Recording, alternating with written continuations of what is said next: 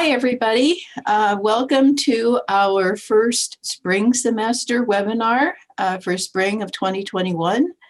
For those of you who don't know me, I'm Jen Giuliano. I'm the director of the METRANS Center. I just learned momentarily that this is our first experiment conducting a webinar on our own without the wonderful help of our school. So we hope that all goes well. And we thank you for your patience if it doesn't. I normally am not the topic of these webinars. It's been probably 2 or 3 years since I've been involved as a presenter.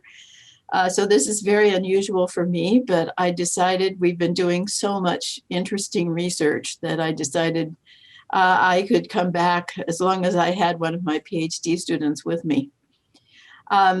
Before I get into the presentation, I want to turn this over to Reagan Murphy, who has a few words to say about our co-sponsor. Thank you so much, Professor Giuliano. Hey, everyone. I'm Reagan Murphy. I'm one of the co-chairs of the Associated Students of Planning and Development, or ASPD. We're really excited to be co-hosting the event today. We are the programming and advocacy organization that supports all Master of Urban Planning students. And obviously, professional development is a huge part of what we do and what we aim to bring to our students and our constituents within the Price School. So this obviously is a great connection to that. We're excited to be bringing you this event, and especially we're happy to be participating in Professor Giuliano's return to being featured in our METRANS seminars. And we're really excited because this topic is really current and really specific. So I think planning students especially, but students across the board are going to get a lot out of this. So yeah, we're really excited to be here, and thank you so much for having us. And I'll turn it back over to Professor Giuliano. Thank you, Reagan. Thank you very much. So why don't we get our own slides up here if we can. I want to introduce you to Yugang Liu, who is a 4th-year PhD candidate in our school in urban planning and development.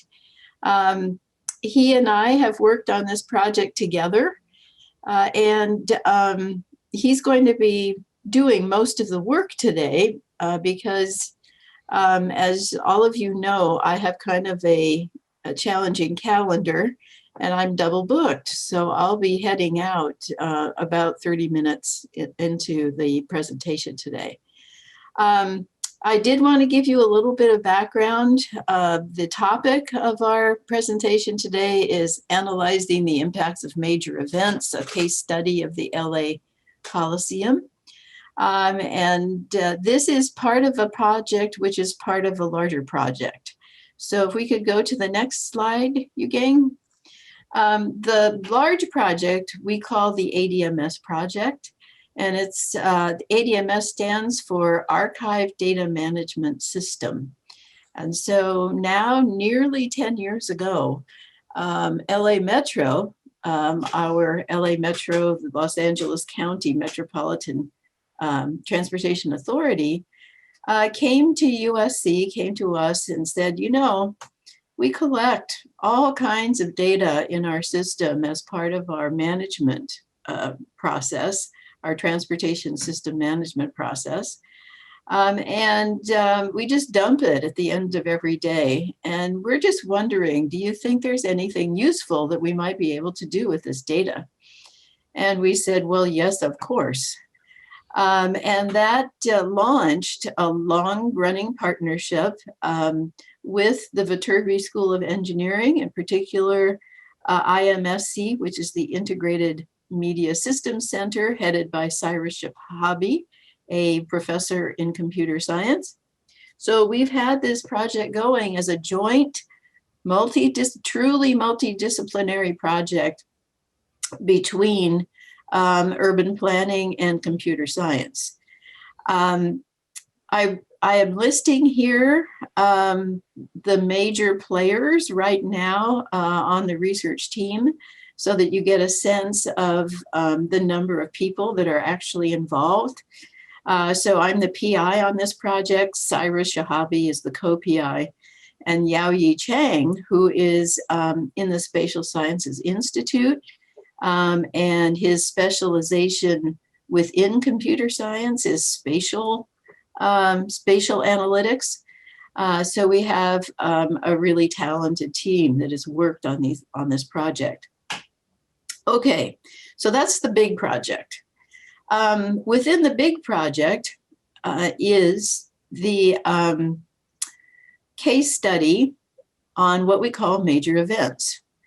And that case study has to do with, can we do anything better in managing major events in Southern California? Now, I should tell you that although this is a multidisciplinary project, the two groups have actually done very different things. So our computer science colleagues, of course, created this gigantic database that we use, and also have done many different types of data analytics on this database. We, the planners, have been using the data to develop applications in transportation planning and transportation system management, okay? So we use all the wonderful tools that our computer science colleagues have generated in order to gain access to this data. And Yu Gang is going to talk a lot about how we've used the data in this particular project. So this particular project that we're talking about today is one piece of that Los Angeles Coliseum case study. So we're showing you today our traffic analysis part, but there's also a parking analysis part, there's also a transit analysis part, and so on. And all of this is getting wrapped up into a set of recommendations that we have preliminarily already presented to LA Metro and the other stakeholders involved in managing major events. So bear in mind that what you have here is a piece of that larger project. So what's the piece about? Well, I don't have to tell you that Los Angeles is famous for its traffic congestion. And, you know, back in the old days, if we can remember what life was like before COVID, there were typically about 2,500 special events held in LA every year, okay? You all know about the Dodger games and things like that, and you all know that we are generally told there's a Dodger game coming up, the freeways are going to be even worse than usual. And you all who have ever been able to go to a USC football game know that it's a challenge to get to the Coliseum, and it's a challenge to get out of the Coliseum. So what was our objective? Well, it was to figure out exactly, or to the extent that we could, how much traffic input does a special event actually have? What is the spatial pattern of that impact? What is the temporal pattern over a time period? And once we know that, can we then devise strategies to manage those special events better? When we were talking about this project, we thought, what better case study could you have than weekend football games at the Coliseum? And because we have our historical archive, we're able to go back in time, and we were able to get 3 years worth of football game data. And at the time, both the Rams and USC were playing at the Coliseum. So we had the advantage of having basically 2 different types of teams to look at over this period.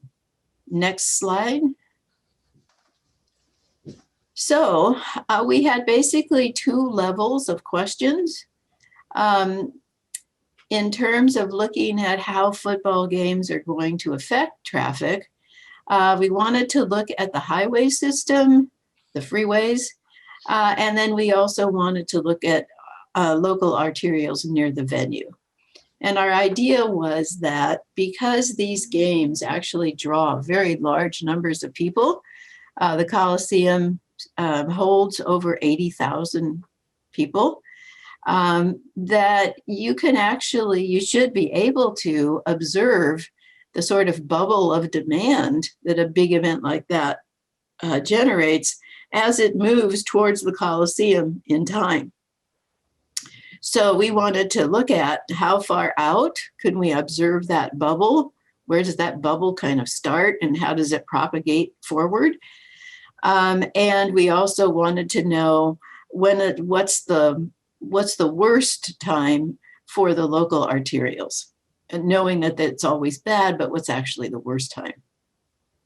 And of course, then all of this gets fed into what are we going to do about it? So would it be better if people had more information about the traffic? Would it be better if people had more information about parking? Would it be better if we more strictly managed parking? Would it be better if we could get more people on transit, and so on and so forth? So we're not going to talk much about this. We're just going to give you some preliminary results on simulations that we did for some of these strategies. But most of it will be on the upper part of this slide. What's the impacts? So what's the next slide? Okay. Here's our study area. Those of you who are in the neighborhood will recognize this. What we did was actually look through all of our data, and we discovered that beyond 10 miles, even on the highway system, you don't really see much of an impact. So we decided that we would use a 10-mile diameter in all directions and capture all of the main freeways approaching the Coliseum within that 10-mile radius. And those are all marked there on the picture. As I mentioned before, we have two teams. We have the Rams and the Trojans. We took 3 years worth of football games and we used only weekends so that we wouldn't have to deal with peak period traffic, et cetera, during the weekdays. Let's see, I've already covered that. Oh, arterials, we limited to 5 miles. And just to give away a little part of the story, what we found was the arterials really are affected basically within 2 miles, and then beyond that, there isn't much effect. Next slide. Okay, so what do we do? We always try to do as close to experimental design as we possibly can. So what we did in this case was develop a treatment group and a control group. The treatment group is the actual games, and the control group are similar weekend days without any major events in the surrounding areas. So we ended up with a total of 29 game days and 39 non-game days to look at. And then our idea was that our control group, of course, is the baseline. And then we want to look at any types of differences in traffic flow between the treatment and the control days. We stretched our time period out to about 6 hours before football game kickoff. Most of our analysis is before the game rather than after, and what you're going to see here is before the game. Our data, which is from this archive, is actually very finely grained with regard to time. So we're getting our data from sensors, as this picture shows. The red sensors are the arterial sensors, and the black dots are the highway sensors. So lucky for us, Los Angeles, the city of LA, has a highly sophisticated traffic signalization system. So there's lots of sensors out there. So we had 4,000 sensors for the arterials and 100 for the highways. Now, that data comes raw in 1 minute intervals. And those 1 minute intervals are stored in the archived system, the ADMS. The same is true for the LA City data. We get 1 minute intervals and it's stored. So we take those 1 minute intervals and we aggregate them to 15-minute intervals. So you can imagine that 24-hour days times 39 days times 4,000 times so on and so forth, right? We have a really large data set here to begin with. Next slide. All right, this is where I'm going to turn it over to Yugang because he's the one who did these absolutely gorgeous graphics. I'm going to let him explain. This is kind of the descriptives of what we saw before we did our modeling analysis. So Yugang, I'll let you take over at this point. Thank you, Professor Giuliano, for introducing the project information. So, so we can see this slide just showing the pre-game traffic patterns in Highway I-110 South corridors on Rams games days. So we have two graphs here. The left one is a 3D graph, and the right one is a heat map showing the traffic speed difference between the game day and their corresponding non-game days. So we just want to show the pre-game spatio-temporal traffic patterns on game days. So we have the x-axis as the distance to the Coliseum, and then the y-axis to the title kickoff. And the different color means the different traffic speed difference. So the yellow color presents a greater traffic speed difference between game day and non-game days. And in other words, it means there's more congestions on game days. And then the blue color means less traffic speed difference between game day and non-game days. Which is less congestion on game days. And we can see some patterns on game days. So first, we see for the Rams games, we see most congestion, most traffic happens during the 0 to 3 hours before the game kickoff. And for the spatial patterns, we see the most congestion occurred about 5 or 6 miles from the Coliseum, which we identify as I-10 and I-105 interchange. So for the USC games, we see a very similar spatial patterns for the traffic. So we also see the most congestion happen 5 to 6 miles from the Coliseum. But we see a totally different temporal arrival patterns for USC attendees. We can trace the congestion as early as 6 hours before the games. So maybe it's so we assume that USC attendees has a more dispersed arrival patterns than Rams games. And this slide shows the pre-game traffic patterns for arterial roads on Rams game days. So we can see a more linear relationship between distance and the time to Coliseum and the game kickoff. So when we see most congestions close to the Coliseum, and we see more congestions when the time approaching to the game kickoff. And also for USC games on the arterial roads, we also see a very linear relationship between the game, between the distance and the time to the game kickoff and the Coliseum.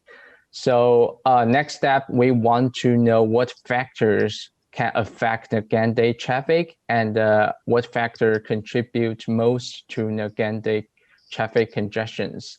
So we use the traffic speed difference between GAN day and the non-GAN day as our dependent variables, which we call delta S here.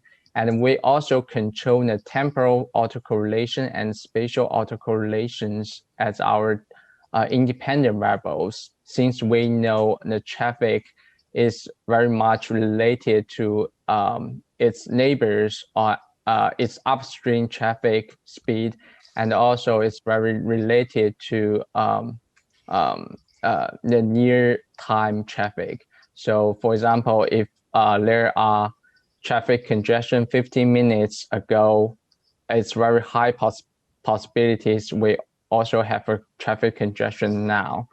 And the others, we also, the most important factor we control as our independent variables is the time to GAN kickoff, the distance to the Coliseum, and we also control for the GAN attendance numbers and the different kickoff time for each games. We also control the year and month fixed effects to control for the variance might caused by different time. So we use two models in this study. The first model is the OLS with spatial and temporal lags as independent variables. And the second one is the random forest models, which is machine learning based algorithms. So the advantage of random forest is we can account for the nonlinear relationship between independent variables and dependent variables. And also the random forest models can provide the rankings of variables importance. So the right graph just shows the structures of a random forest models. So first, we just input all our samples and observations, and the random forest models will divide the samples to several sample subsets. And for each sample subset, we will create a decision trees, which means we will create a unique prediction models for this sample subsets. And our final results is the average of all these predictions from all decision trees. And the advantage of doing this is for each decision trees, it will make the most accurate and the best performance. So for the average, for our final models, we will get the best model performance from the random forest model. So this slide shows the OLS results for Rams games. So here we just we list all the models for the 4 highway corridors and also the arterial roads. And here we just shows the significant coefficients only. And then the plus size and minus size shows the size of each coefficient. And what we can find here is we found most of this variance of these OLS models can be explained by the spatial and temporal lags. But for other GAN-related variables, we can hardly find significant relationship to our results. So we assume that this poor performance might because of the complex nonlinear relationship between our response variables and the predictor variables. So the OLS might not able to capture the whole nonlinear relationship. So this slide just shows the result comparison between the OLS and the random forest for the Rams and the USC games. And what we can see from this table is the random forest models perform much better than OLS models in all cases. So when we look at the R-square and RMSE, we found always a higher R-squares for the random forest models and the lower RMSE values for the random forest. So the advantage of random forest, as I mentioned before, the random forests allow for many different variables transformations. So it can capture the nonlinear relationship between dependent and independent variables. And also random forests, because random forests consist of many decision trees, so random forests can allow for different combination of variables and a different relationship between and independent variables. So based on our random forest model results, we just generate two maps to describe the relationship between the distance and the time to kick off on the GAN day traffic impact. So these two maps shows the relationship, just shows the traffic impact on GAN days on Highway I-110 South corridors for Rams and USC games. And what we can learn from this is we see the Ram attendees tend to arrive 2 to 3 hours before the start of the games. And for the USC attendees, they usually arrive up to 6 hours before the games. We assume the USC attendees arrive much earlier than Rams games attendees might because of the pre-game tailgating activities. And also we see a very significant non-linear relationship between the time and distance on freeways. And we see the greatest impact of the gang-induced traffic on freeways usually happens around the existing interchange bottlenecks, but not close to the Coliseum. And for all four highway corridors, we found a very similar pre-game traffic on freeways for all four highway corridors. And for the arterial roads, we can find a very different traffic patterns from the highways. First, we find a very linear relationship between time and distance on arterials, which means the most traffic happens close to the Coliseum and approaching to the Thai gang kickoff. And also, we found the most gang-induced traffic for arterial is limited to 2 miles from the Coliseum.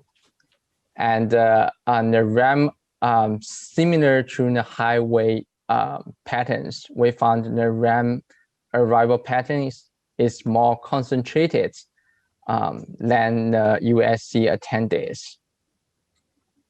So some findings from our analysis.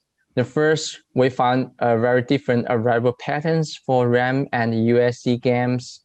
RAM games attendees usually has a more concentrated arrival patterns. They usually arrive during 0 to 3 hours before the games. And we found a more complicated pre-game traffic on highways than arterials. And for highways corridors, we see the most greatest impacts of gang-induced traffic on the interchange than the area close to the Coliseum.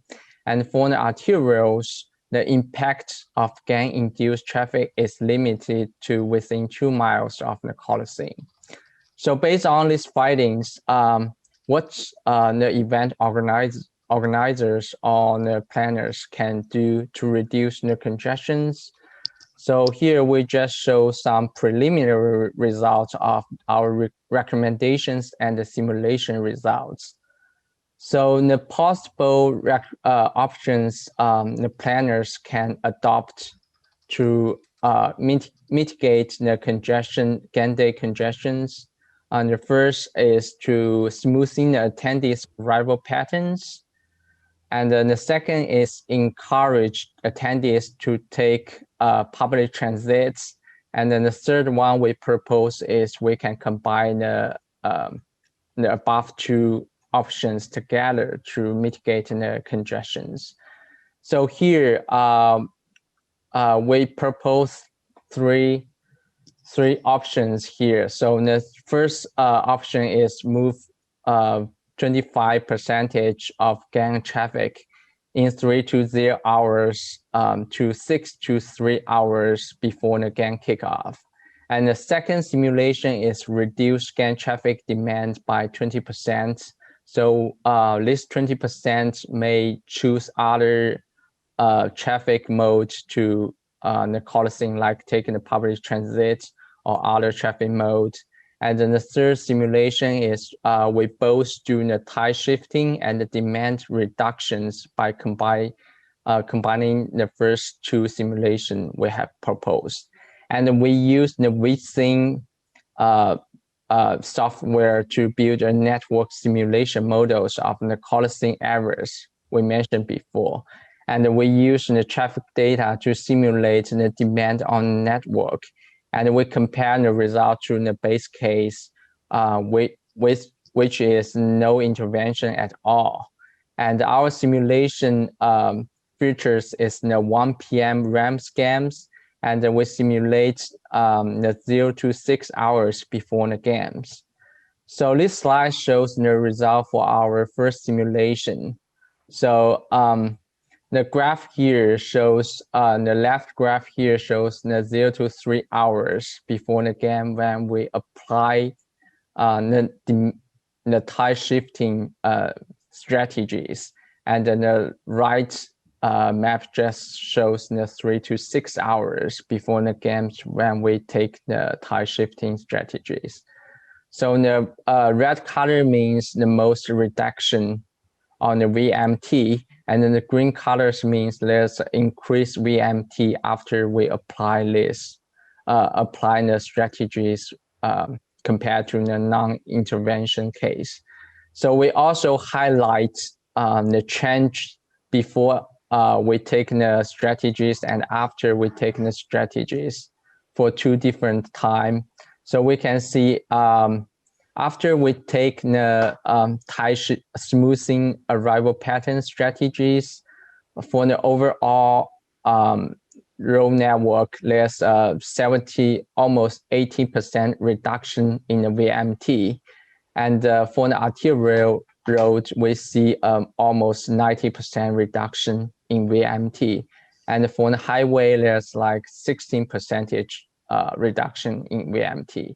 And for the 3 to 0 hours before the games, we see a little bit more increase, but the increase degree is much smaller than the reduction degrees for the 0 to 3 hours before the games. And this slide shows the result for the second simulation. So when we encourage like 20% of drivers to take transit or other traffic modes, what would happen in our road network? So we can see a much smaller reduction levels compared to our first simulation results, and also a smaller increase levels compared to our first simulation results. And this slide shows our third simulation, which is combine the first 2 simulation strategies. And we see the very big reductions after we take these strategies, and a little bit more increase for the 3 to 6 hours before the games. So we believe this simulation can provide a useful way to evaluate the possible policy strategy we have proposed. And we found for RAM scan, spreading demand over a longer time period would reduce the total congestions.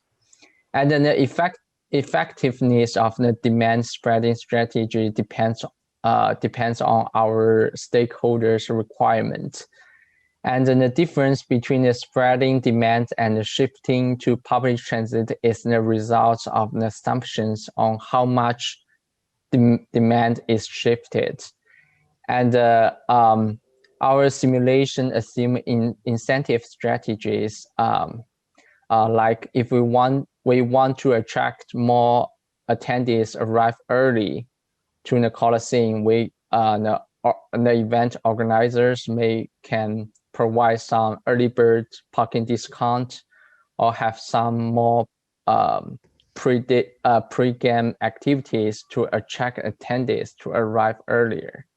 And we hope this case study findings can be generalizable to other major events in other locations, but not only for the Coliseum in the future. So finally, we want to thank LA Metro for supporting this project. And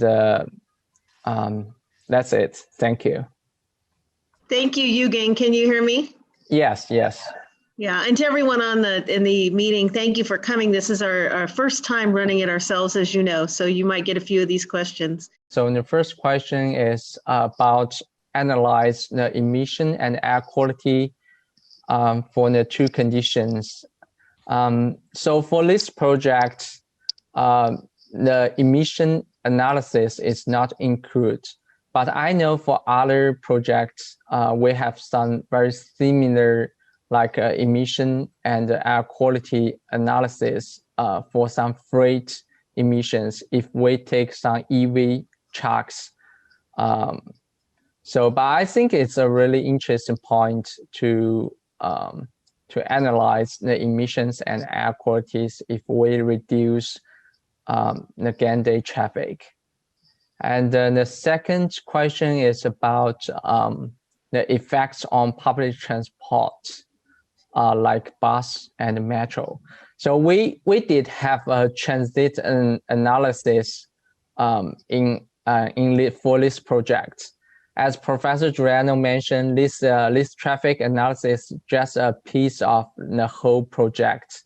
And we didn't show our results for our transit analysis here today.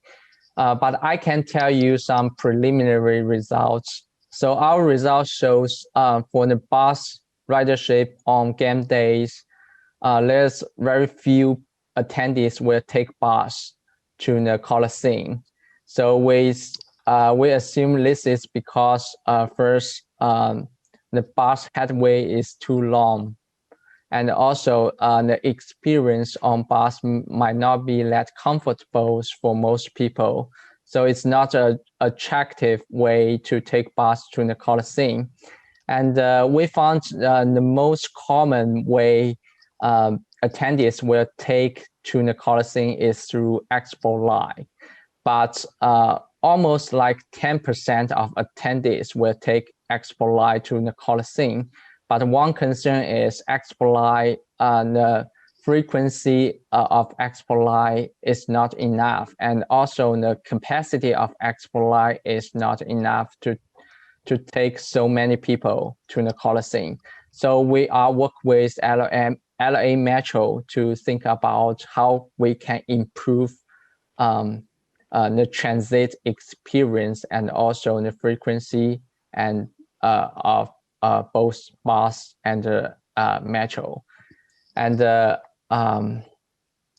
we will also include this in our final report. Yeah, I think I have answered the question. So the percentage of attendees use metro to the Coliseum is like 10%. And it's a little, so Rams attendees usually use metro more than USC attendees. About 50% of Ram attendees will take metro and the Expo Line to the Coliseum, and only 10% of attendees will take metro to Expo Line to the Coliseum. And we assume because for the USC games, a certain part of attendees are USC students who live very close to the campus. So they usually walk to the Coliseum.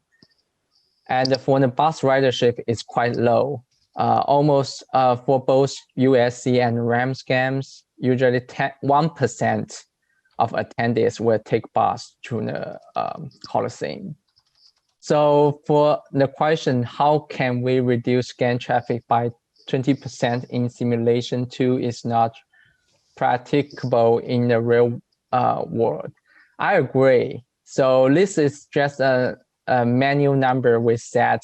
We hope we can reduce like 20% traffic demand to other traffic mode like biking or public transit. And we also can think of some like incentive or motivations can motivate attendees to take public transit, like provide some free transit tickets to game attendees, or just increase the frequencies, or provide some more information on how you can take the bus or metros from your home to the Coliseum. So yes, 20% is just a manual number here. We try to show if we take this number down on the traffic, what would happen. So yeah, I see a great question. How would you convince people to arrive 3 to 6 hours before an event? So we start off many recommendations which can we hope can motivate people to arrive 3 to 6 hours before the games, like provide some parking discounts if you arrive earlier, and some like provide more pre-game activities to attract more people, or we also think of like creating an app which combine all like traffic and the parking information and also the transit information to the Coliseum or to other game venues. So it could be a one-stop apps, so you can find any any information you want for the game days. So I think if we have these apps, we can fill the gaps. I think most people don't take the transit, or they don't rely on other traffic mode to the Coliseum because they don't have the necessary information how to get in the Coliseum by other ways, so they can only drive. So if with these apps, we hope this app can provide all information you need on game days. So we hope this app can help in the future. Can this methodology apply to COVID-19 testing? I think this methodology can apply to COVID-19 testing too. So I have saw some literature review, some papers, journal papers about using the random forest predicting the COVID-19 test. So I think it makes sense. It's workable, but I'm not sure how can do it now. But I think it's a very great question. Yeah, I think the tailgate activities did has an impact on why Metro is not used. So we found the reason why we see a totally different arrival pattern for Rams game attendees and the USC game attendees. One reason is because the tailgating. So for the USC games, the USC campus is open to USC attendees for tailgating. So they prefer to, so we can see USC attendees arrive much earlier than Rams attendees because they have the location on the space to tailgate. And also for the Rams games, the USC campus is not allowed for tailgate. So we assume the 0 to 3 hour arrival pattern for Rams attendees is because of this tailgating, different tailgating policies on game days. And also I think if most people want to tailgate before the game, because you need to carry a lot of things, so it's not possible for you to take the metro. So I think tailgating is a very important factors affect the arrival pattern and both the metro utilizations on game days. Yeah, the traffic signal optimization is part of this project.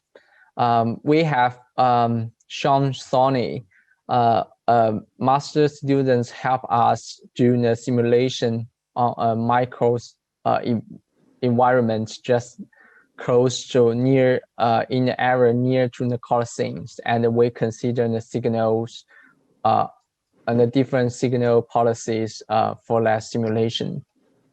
Wonderful, and thank you, Yugang. I think you answered all of the typed in questions.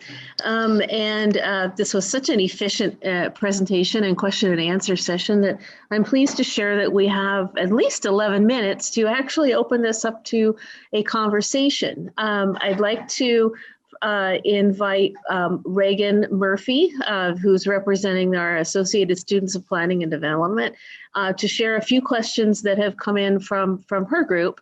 And we will please put in the chat or the Q&A if you would like to ask a question verbally, and we will call on you. So Reagan, are you able to unmute and join us? There you are. There, yes, unmuted. Yeah, so ASPD has a couple of questions. Some of them were touched on, but one of the great ones is, what do you think the implications of this research are for the 2028 Olympics?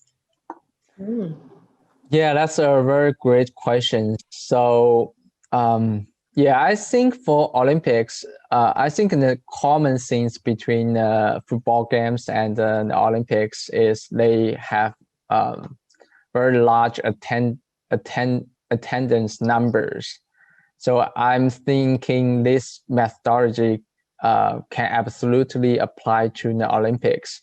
But based on we are still in the pandemic, and we have this research is much focused on the pre-pandemic periods, and we don't know if this pandemic will change people's travel behavior or travel habits.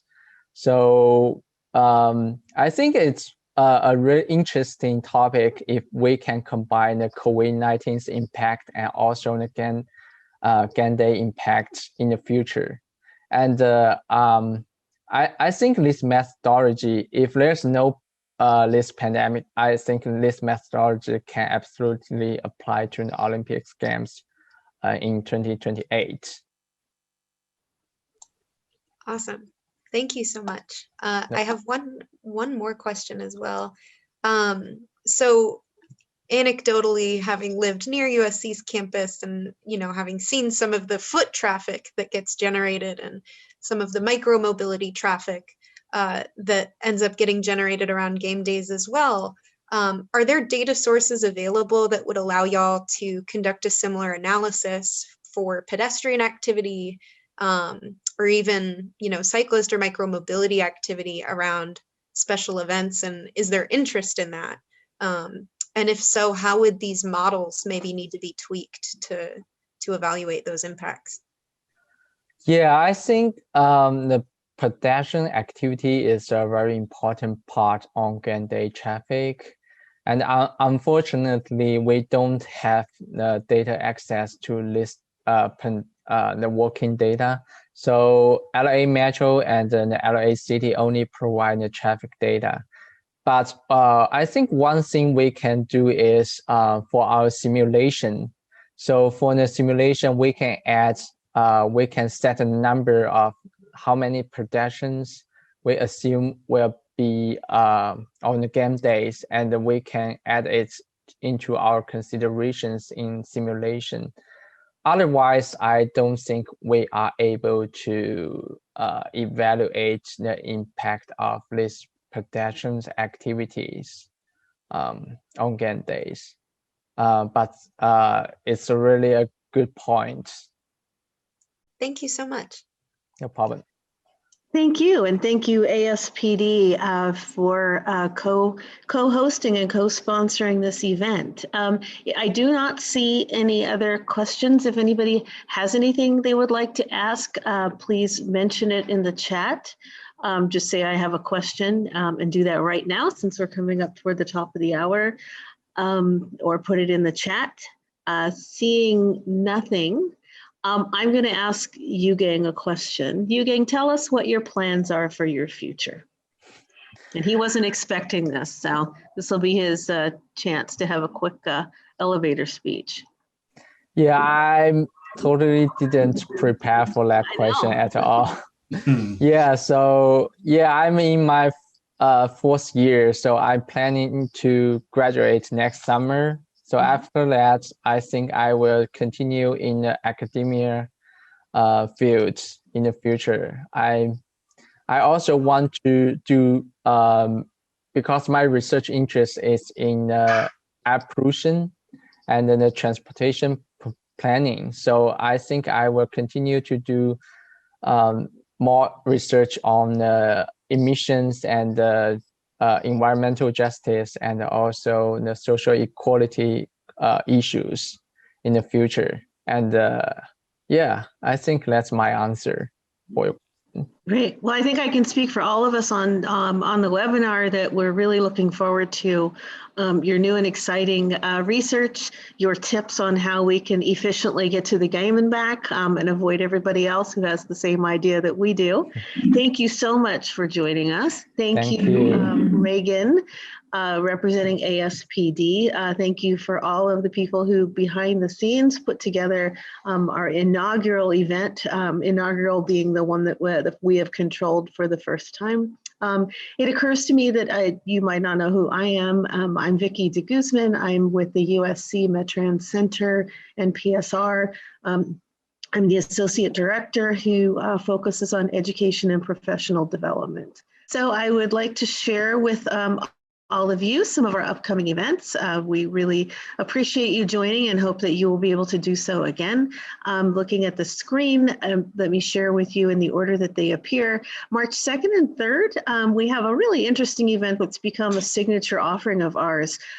It's a chance for our doctoral students, like Yugang, who is actually on the agenda. So you'll have it. You'll get to hear more from him to share their dissertation research with a broader audience than simply their advisor and their dissertation defense. We are pleased to be able to offer you 2 half-day events, March 2nd and 3rd. They will start in the morning around 9:30, and they will end at the end of the lunch hour. We're also pleased to share with you that in addition to the doctoral students from across the region, I should mention, from various universities in the Western United States. In addition to those students, we have former Senator Fran Pavley and also Dr. Susan Handy speaking as well as keynotes. March 11th, we have a seminar. I won't read it to you because you can read, but March 11th, March 17th, and March 25th, again, we have our research seminars, and you will see that Genevieve Giuliano and Yugang are coming back on March 25th. Really unusual.